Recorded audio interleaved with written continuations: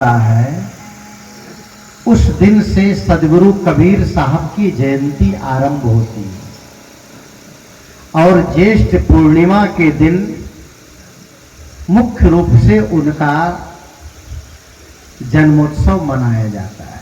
पूरे देश में, पूरी दुनिया में ज्येष्ठ पूर्णिमा के दिन ही सदगुरु कबीर साहब लहर तारा तालाब काशी में तालाब के किनारे नीरू और नीमा को मिले थे।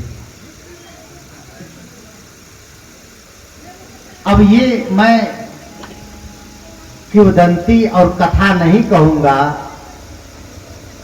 कि नीरू नीमा कौन थे और उनको अचानक कैसे मिल गए। इसकी कहानी आप लोग कल सुन चुके हैं, जो लोग यहां होंगे कल। लेकिन ज्येष्ठ पूर्णिमा के दिन तालाब के किनारे कमल फूल के उस आड़ में बच्चा रो रहा था और नीरू नीमा जो मुस्लिम दंपति थे और कुछ ही साल पहले हिंदू से इस्लाम को अपनाए थे। हिंदू से, चूंकि पुराने शासक जो हमारे देश में तुर्क शासक हुए थे हिंदुस्तान में, भारत में, चूंकि भारत का क्षेत्र बहुत बृहत्तर था। अभी भारत जम्मू से लेके कश्मीर से कन्याकुमारी तक है, लेकिन उस समय का भारत में अफगानिस्तान भी था, उस समय के भारत में पाकिस्तान भी था, उस समय के भारत में तुर्किस्तान भी था, उज्बेकिस्तान भी था, बांग्लादेश तो बहुत बाद में बना। ये बंगाल का एक क्षेत्र था, बहुत विशाल भारत था और बृहत्तर भारत पर जब इस्लाम शासन करते थे तो जो बहुत ही तुर्क मिजाजी होते थे वो हिंदुओं को मुसलमान, एक हाथ में तलवार रहती थी और दूसरे हाथ में कुरान शरीफ रहता था। वो कट्टर शासक जो इस्लाम का होता था वो कहता था या तो तुम कबूल कर लो कि मैं मुसलमान बन जाऊंगा, कुरान को स्वीकार लो, या नहीं तो तलवार से तेरा गला काट दिया जाएगा। और काट दिया जाता था। तो ऐसी परिस्थिति में नीरू नीमा के पूर्वज कुछ ही वर्ष पहले, कुछ शताब्दी नहीं, कुछ दशाब्दी पहले हिंदू से मुसलमान बने। जुलाहा परिवार था, कपड़ा बुनता था, संजोग से उनको संतान नहीं। उम्र कितनी रही होगी ये तो एक्यूरेट पता नहीं है और कहीं पर स्पष्ट नहीं है। कोई कहते उम्र 40 की थी, कोई कहते 50 की थी, कोई कहते 60 की थी, जो भी हो, बच्चे नहीं थे। और एक सुनसान रास्ते से जा रहे थे लहर तारा तालाब के किनारे होकर, बच्चे की रोने की आवाज सुनाई पड़ी। निसंतान नारी बच्चे की आवाज सुनकर चौंक पड़ी और दोनों जाकर देखते हैं तो एक बच्चा रो रहा था, गोद में लिए और उसे ले जाकर के लालन पालन किए। उस समय क्या शिक्षा दीक्षा रही होगी कहना मुश्किल है, लेकिन कुल मिलाकर के वही बच्चा आगे चल करके उसका नाम कबीर पड़ा और जिनको हम लोग सदगुरु कबीर साहब के नाम से जानते हैं। आज तक उनका जन्म देने वाले माँ बाप का पता नहीं है। दुनिया में कोई आज तक जान नहीं पाया कि वस्तुतः असली माँ बाप उनके कौन है, जन्म उसको किसने दिया। अब लोक दृष्टि से तो ये बात पचाना मुश्किल है। लोक दृष्टि से अगर किसी बच्चे का माँ बाप का पता न हो तो लोग क्या कह देते हैं, ये नाजायज है। लेकिन नाजायज बच्चे की गलती उसमें क्या है? बच्चा जो जन्म लेता है उस बच्चे की गलती क्या है कोई गलती? लेकिन नाजायज काम तो लड़का लड़की किए हैं, स्त्री पुरुष किए हैं, उस बीच में बच्चा पेट में रह गया, उसकी क्या गलती है? इसलिए उसको नाजायज कह करके लोग मजाक उड़ाते हैं। और इसी वजह से कबीर अनुयायियों ने कह दिया कि सदगुरु कबीर साहब किसी माँ बाप से जन्म नहीं लिए, हाड़ चाम उनके शरीर में नहीं था, वो आकाश से उतर के आ गए। आकाश से वो सूरज के पुंज के रूप में उतर के आ गए। पानी से पैदा नहीं और श्वासा नहीं शरीर, अन्न आहार करता नहीं और ताका नाम कबीर। वो कहते हैं ना वो कहां से उतरे और नाम धराए कबीर और जलज माही पौढ़न किए और सबके पीर। ऐसे साखी है एक, जलज मतलब कम। बंधु ये तय है कि दुनिया में बिना माँ बाप का कोई बच्चा पैदा नहीं हो सकता है, ये नियम है। और कबीर साहब के बारे में ये कहा जाता है कि वो आकाश से पैदा हो गए। आकाश से होगा नहीं हो सकता। यहां तक कि आपके खेत में मक्का बोए हैं, मक्का, और कोई कहे मक्के के उस पौधे में गेहूं की बाली निकल गई तो मानेंगे आप? वो प्रकृति का नियम नहीं है, वो प्रकृति नहीं है, नियम के विरुद्ध बात है ये। अच्छा, कोई कह दे आपको कि भैंस के पेट से बकरी का बच्चा हुआ है, मानेंगे? होगा बकरी का बच्चा भैंस के पेट से? बकरी का बच्चा बकरी के पेट से होगा और भैंस का बच्चा भैंस के पेट से होगा। हाँ, ये हो सकता है कि कटहल के पेड़ में आम भी फलते हैं। अगर कटहल में कलम करके आम के पौधे लगाए जाएं तो नीचे कटहल रहेगा, तना उसका, ऊपर आम रहेगा, तो नीचे से उसको कनेक्शन रहेगा तो आम फल सकता है। लेकिन ये भी है कि नीचे कटहल है तो कटहल लटक जाएगा और ऊपर में आम फल जाएगा। ये आजकल विज्ञान है, ऐसा होता है। कटहल का जहां तक पौधा है वहां तक कटहल फलेगा, उसके ऊपर जुड़ने के बाद उधर आम फलेगा, ऐसा होगा। लेकिन मनुष्य का बच्चा ऐसा नहीं होगा।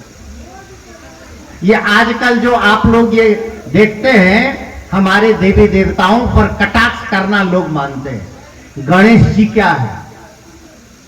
गणेश जी यहां से यहां तक सारा मनुष्य है और गले के ऊपर क्या है? बोलिए तो आप लोग। गले के ऊपर हाथी है ना, तो आपको क्या लगता है ये सही बात है? ऐसा भी इंसान हो सकता है? ये बात समझ में नहीं आएगी। तो आपको एक कहानी सुना दूं, समझ जाएंगे। एक स्टेशन मास्टर, सुने होंगे कहानी तो याद कीजिए। एक स्टेशन मास्टर रेलवे में रोज घर से रेलवे स्टेशन जाते थे, टिकट काटते थे, वहां सबको टिकट देते थे। और छोटा स्टेशन था, सिंगल लाइन थी, ट्रेन दिन में 2-3 ही आती थी। संजोग से वो दूध खाने के लिए बकरी पाल रखे थे घर, स्टेशन मास्टर।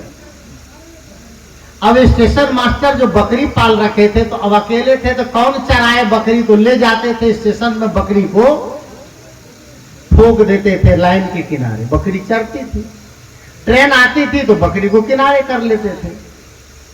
अब बकरी चर रही थी, एक दिन संजोग से ट्रेन आई और बकरी पटरी पर अंदर में घुस के चर रही थी और बकरी को निकालने के लिए स्टेशन मास्टर साहब गए और ट्रेन आ गई। रोकते रोकते संजोग से बकरी और स्टेशन मास्टर दोनों का एक्सीडेंट हो गया। और ऐसा एक्सीडेंट हुआ कि बकरी का पेट के ऊपर वाला भाग कट गया, बकरी का गला के ऊपर वाला भाग कट गया और बेकार हो गया, और स्टेशन मास्टर का गला के नीचे वाला भाग कट गया। अब दोनों लौलहान लोग उठाकर हॉस्पिटल ले गए तो डॉक्टर ने सोचा अब ये दोनों का एक एक अंग काम का है, स्टेशन मास्टर का ऊपर वाला अंग काम का है, और बकरी का नीचे वाला काम का है, तो डॉक्टर साहब ने दोनों का खराब खराब अंग काट कर दोनों को जोड़ दिया। बकरी के नीचे वाले अंग ठीक है और स्टेशन मास्टर का गला के ऊपर वाला ठीक है, तो गला के ऊपर वाला अंग जो था, पेट के ऊपर वाला भाग, वह बकरी के ऊपर जोड़ दिया डॉक्टर ने। अब वो 2-3 महीने में वो तैयार हो गए। अब स्टेशन मास्टर साहब तैयार हो करके सोचे कि अब अपनी सर्विस करें हम बढ़िया से, तो फिर स्टेशन जाने लगे, टिकट काटने लगे, और जैसे वो चलने लगे तो लोग कहे वाह बहुत बढ़िया काम हो गया, कितना बढ़िया स्टेशन मास्टर है, दिन में ये टिकट काटते हैं और घर जाके नीचे से दूध देते हैं। कितना बढ़िया बकरी है, क्योंकि वो नीचे बकरी है, ऊपर स्टेशन मास्टर है। आपको क्या लगता है ऐसा हो सकता है? आप लोग कहेंगे बाबा गप करते हैं, ये हंसी मजाक की कहानी है। अगर यह बात सच नहीं हो सकती है तो फिर गणेश जी की तस्वीर भी सच नहीं हो सकती। आप कहेंगे देवी देवता पर सवाल उठाते हैं। सवाल नहीं, ये विवेक की बात है। सदगुरु कबीर साहब ने कहा है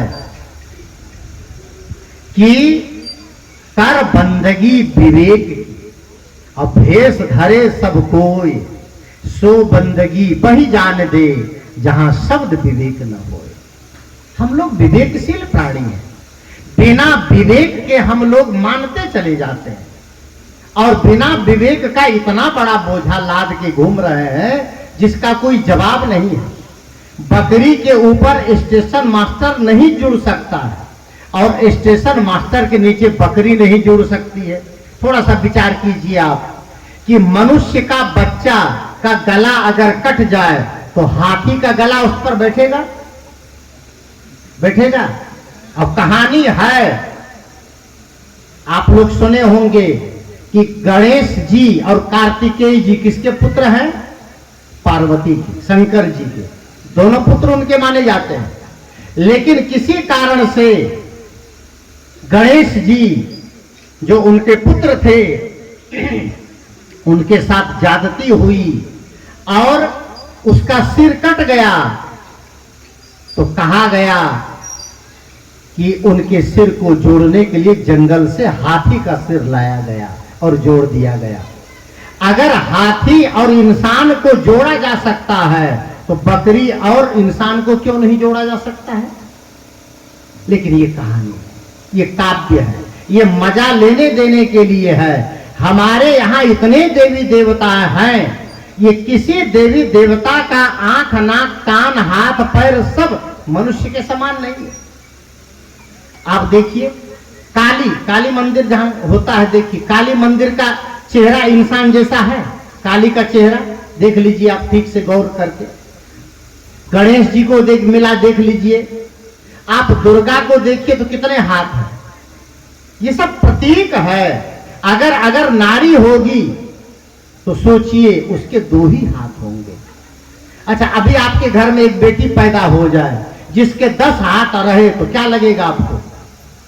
आप डर जाएंगे कि नहीं? आपके घर में एक बेटी पैदा हो, उसके 10 हाथ हो तो आप कहेंगे